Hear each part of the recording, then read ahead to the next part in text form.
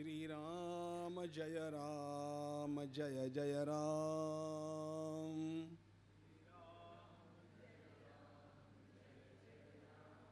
श्री राम जय जय राम।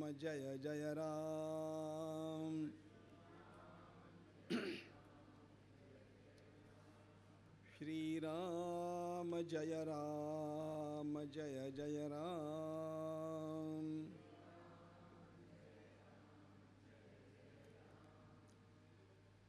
वर्णानाम् अर्थसंघानां रसानां छन्दसामपि मंगलानां च कर्तारौ वंदे वाणी विनायकौ।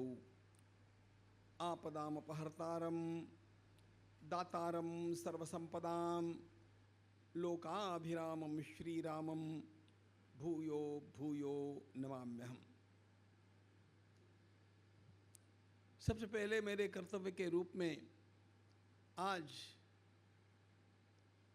इस from soil to soul e magazine का उद्घाटन प्रकाशन भगवान की मंगलमयी कृपा से हो गया, इसके मैं उद्घोषणा करता हूं।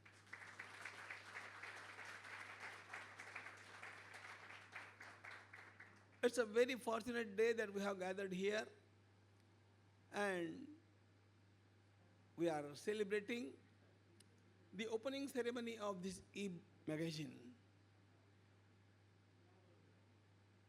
The sole purpose of this event is, as Sri Hemant Bhai told, to invite people from the whole world to our motherland. The whole world is soil and Bharat is the soul.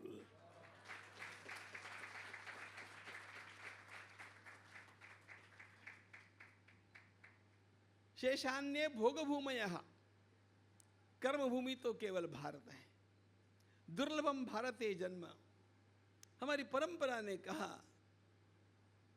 यह केवल भूमि नहीं है, यह एक अद्भुत इस प्रकार का जगन माता का आविष्कार है जिसकी निरंतर अर्चना ही करते रह जाए।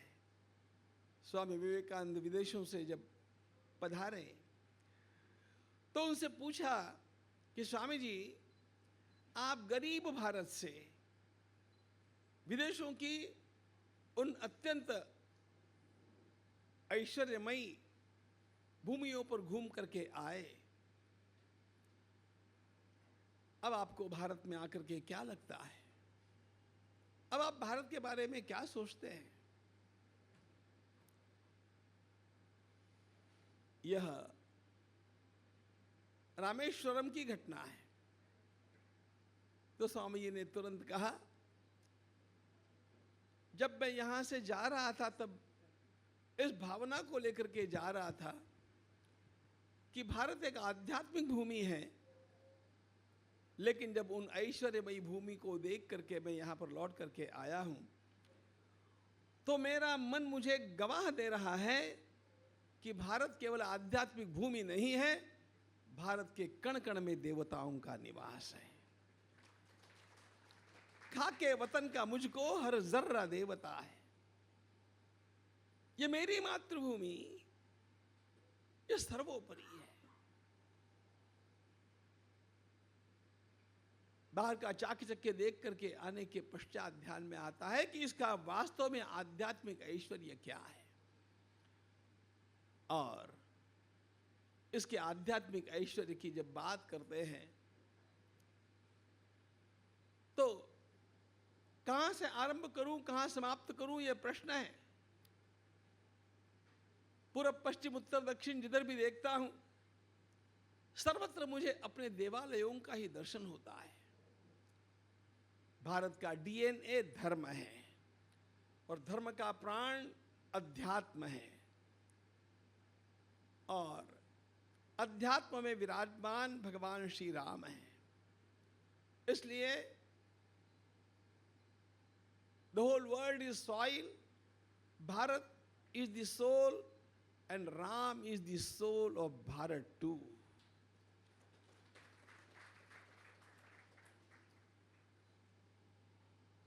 दुनिया की आत्मा भारत है और भारत की आत्मा राम है। रामो विग्रहवान धर्मः। एक राम को समझ लीजिए, आपको पूरा भारत ध्यान में आ जाएगा। एक राम को समझ लीजिए। महर्षि वशिष्ठ मुनि जो भगवान श्री राम के गुरु रहे, उन्होंने श्री राम का वर्णन किया है, रामो विग्रहवान धर्मः। क्या है Shri Ram? All moral values personified, that is Ram. सारे के सारे सद्गुणों की सूची बनाइए। Whatever is the best in the world, just make a list, and on top of the list you will find Ram. वो सब कुछ एक राम में है। वाल्मीकि रामायण का आरंभ ही कहाँ से होता? कोन्वस्मिन् सांप्रतम लोके गुणवान कश्च वीर्यवान धर्मज्ञश्च कृतज्ञश्च सत्यवाक्यो दृढ़व्रतः चारित्रेण चको युक्तः सर्वभूतेषु को हितः विद्वान् कक्कः समर्थश्च कश्चैक प्रियदर्शनः। सद्गुणों की खोज में चले हैं महर्षि वाल्मीकि, और सद्गुणों की खोज करते हुए उन्हें सद्गुणों का पूंजीभूत रूप प्राप्त हुआ है, वो श्री राम में हुआ है। तैर्युक्त श्रूयताम नरः। देवर्षि नारद जी ने कहा, बताता हूं आपको, ये सारे 16 गुण नहीं, ऐसे अनंत अनंत गुण जिसे एक व्यक्ति में हमें दिखाई देते हैं, उस व्यक्तित्व का नाम है राम। इसलिए राम को जानो तो भारत को अपने आप जान लेंगे। राम भारत की आत्मा है। मैं बहुत बहुत बधाई देता हूं महेंद्र भाई को, हेमंत भाई को और उनकी पूरी टीम को कि आज आपने एक बहुत महान कार्य का आरंभ किया है। संसार को भारत की ओर बुलाना और भारत में लाकर के सब लोगों को अयोध्या तक पहुंचाना और अयोध्या में राम तक पहुंचाना, यह यात्रा, यह सबसे बड़ी अंतर यात्रा है। सबसे बड़ी अंतर यात्रा है। और एक बात ध्यान में रखना, इस अंतर यात्रा के बिना किसी को विश्राम नहीं है। सभी का विश्राम स्थल श्री राम ही है।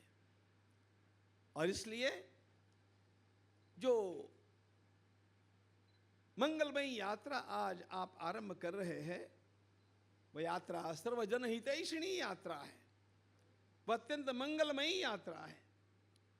और जो जो उस यात्रा में सहभागी होगा, अपने आप उसे जीवन की कृतार्थता क्या होती है, इसकी अनुभूति पर आगे आगे बढ़ने का सौभाग्य प्राप्त होगा। जब हम श्री राम के बारे में सोचते हैं, वे संपूर्ण धर्म के साकार रूप है, ऐसा जब मन में आता है तो एकदम एक श्लोक मेरे सामने सतत आते रहता है। श्री राम राम रघुनंदन राम राम, श्री राम राम भरताग्रज राम राम, श्री राम राम रणकर्कश राम राम, श्री राम राम शरणम भव राम राम। यह एक श्लोक आपको पूरा राम का एसेंस दिखा देगा। पहले चरण में रघुनंदन कहा है। भगवान श्री राम उस रघुकुल के ध्वज के रूप में खड़े हैं। जिस रघुकुल के गुणों का वर्णन करते समय कवि कुलगुरु कालिदास भी स्वयं अपनी वाणी को अत्यंत सीमित अनुभव करता है। मैं कैसे उस दिव्य गुणों का वर्णन करूं? कालिदास ने सोहमा जन्म शुद्धानाम, यहां से जो रघुवंश में आरंभ किया, आफलोदय कर्मणाम आ समुद्र क्षितीशानाम आनाकर्तवर्त्मनाम यथा विधिहुताग्नीनाम यथा कामार्चितार्थिनाम यथा पराद दंडा। मैं बोलता जाऊंगा तो घंटे बीत जाएंगे, लेकिन यहां पर भी कालिदास ने सद्गुणों का वर्णन किया और इन सब सद्गुणों में एक एक गुण का एक एक प्रतिनिधि हम लोग देखते हैं।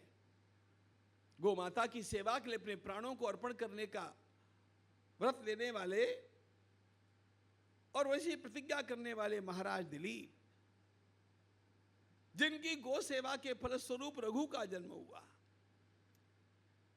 दान में अपना सर्वस्व लुटा देने वाले महाराज रघु, सबको जीत करके भी किसी को न मारने वाले उनके पुत्र महाराज, आज उनके पुत्र धर्मात्मा दशरथ, ये सब के सब विलक्षण गुणों के एक एक प्रतीक हैं। और इन सारे के सारे गुणों का एकत्र दर्शन हम लोगों को श्री राम में होता है। He is the essence of the whole tradition. Ralph Waldo Emerson ने ऐसा कहा कि महापुरुष सागर के तट पर इकट्ठे होने वाले फेन जैसे होते हैं। सागर में लहरें उठती है, लहरें आकर के तट से टकराती है, टकराते टकराते फेन दिखने लग जाता है। जिस कुल में सद्भावों की, सत्प्रेरणाओं की, सत्कर्मों की बड़ी बड़ी लहरें उठती रहती है, उसी कुल में कोई न कोई महापुरुष आ जाता है। वैसे श्री राम रघुकुल में पधार गए। तेषाम केतुरिव ज्येष्ठः, इसलिए भगवान श्री राम को रघुकुल का केतु ध्वज कहा गया।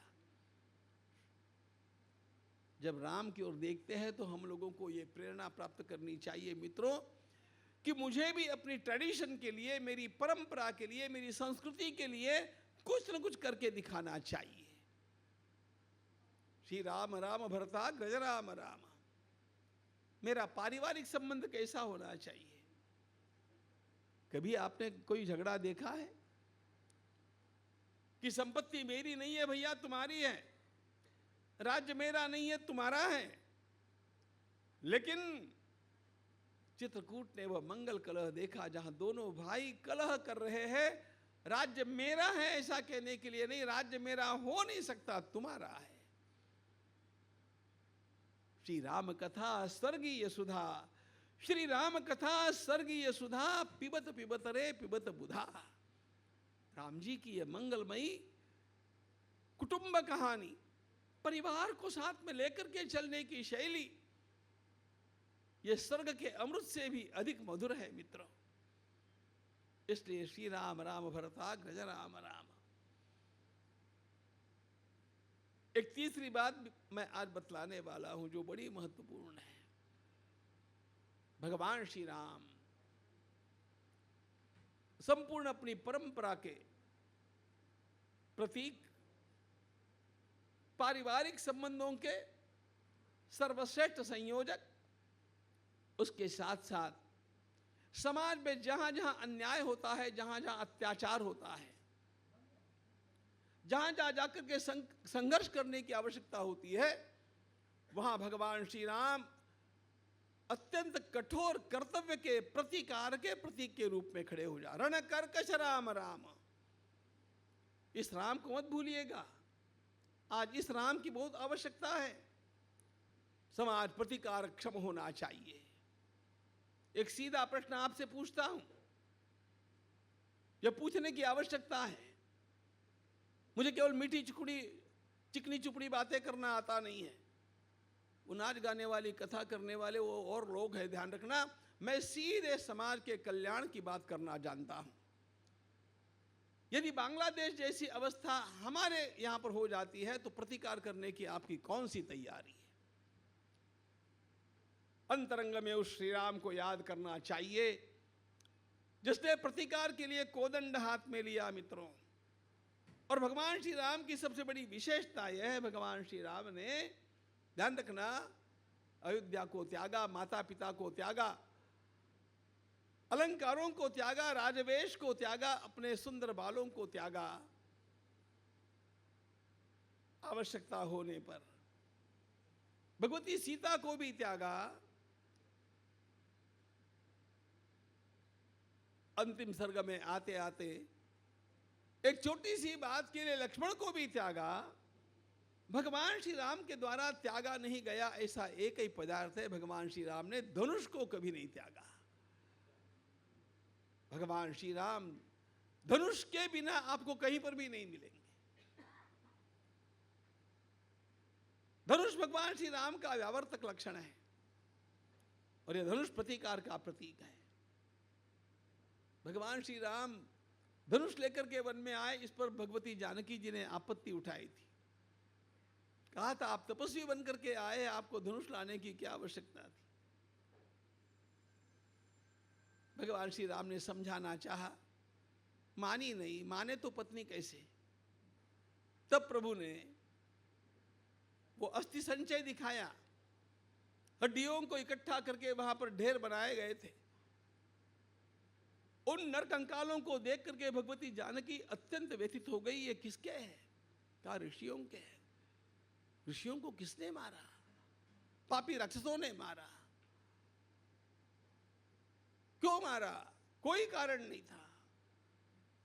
मैं आपसे प्रश्न पूछता हूं, बांग्लादेश के निर्दोष लोगों को क्यों मारा गया? कोई कारण नहीं था। राक्षस उस समय थे ऐसा मत समझना, आज भी है, यह ध्यान में रखना। सीता जी ने कहा फिर इनकी रक्षा क्यों नहीं की गई? भगवान ने कहा कौन करेगा? सीता जी झट से बोली क्षत्रियों को करनी चाहिए। भगवान श्री राम बोले लेकिन सीते राक्षसों के पास शस्त्र है। सीता जी ने कहा क्या क्षत्रियों के पास धनुष नहीं है? भगवान ने कहा इसीलिए धनुष लेकर के आया हूं। निशिचर ही न करऊ मही, भुज उठाई पन कीन, सकल मुनिन के आश्रम ही, जाई जाई सुख दीन। सज्जनों की रक्षा करनी होगी, बहन बेटियों की रक्षा करनी होगी, मंदिरों की रक्षा करनी होगी, गौ माता की रक्षा करनी होगी, तो ध्यान रखना प्रतिकार करने की क्षमता हम लोगों को जीवंत रखनी पड़ेगी। और वह श्री राम के और देख करके ही वह पुरुषार्थ जागृत होता है। भगवान श्री राम ने प्रचंड पुरुषार्थ करके लोगों को सुखी किया, अपने लिए कुछ नहीं किया। और वे श्री राम हमारी अंतश्चेतना के प्रत्यक्ष रूप है। इसलिए वे राम कहाँ हैं पता है? वे राम हमारे भीतर भी है। अयोध्या जी में तो है ही, कण कण में भी है, लेकिन सबसे पहले हमारे भीतर है। और इसीलिए उसी राम को जगाने की आवश्यकता है। और उस राम को जगाने के लिए सॉइल टू सोल यात्रा करने की आवश्यकता है।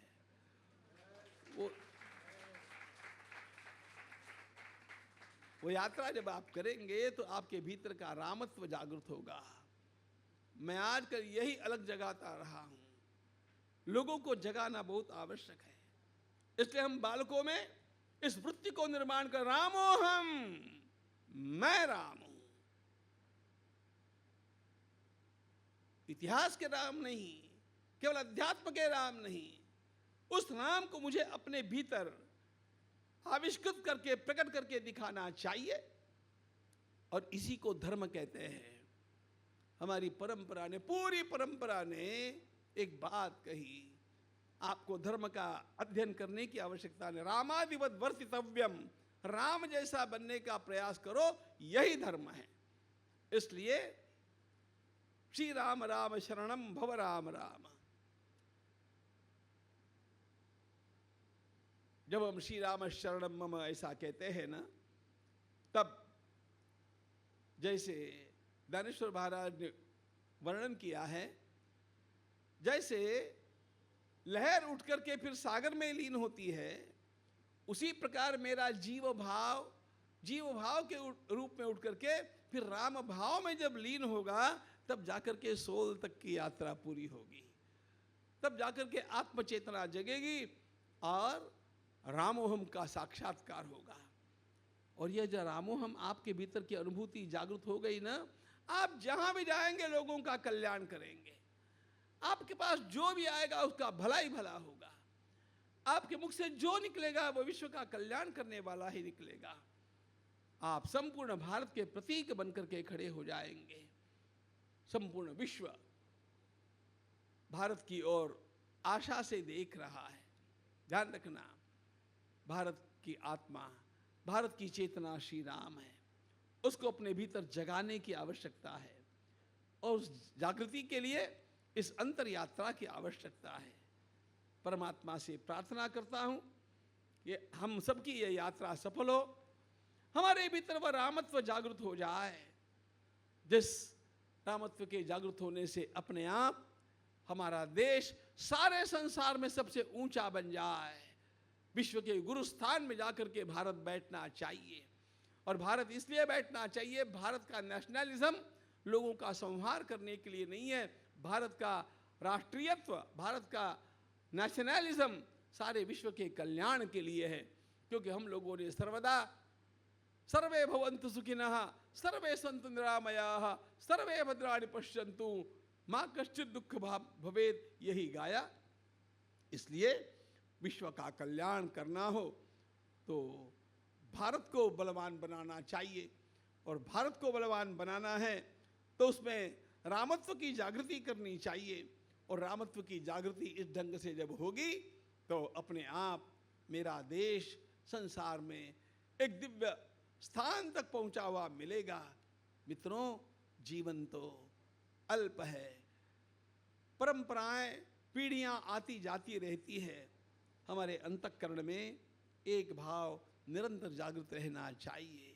देश से है प्यार तो, देश से है प्यार तो हर पल ये कहना चाहिए, देश से है प्यार तो हर पल ये कहना चाहिए, मैं रहूं या ना रहूं भारतीय रहना चाहिए, भारतीय रहना चाहिए, भारतीय रहना चाहिए। भारत माता की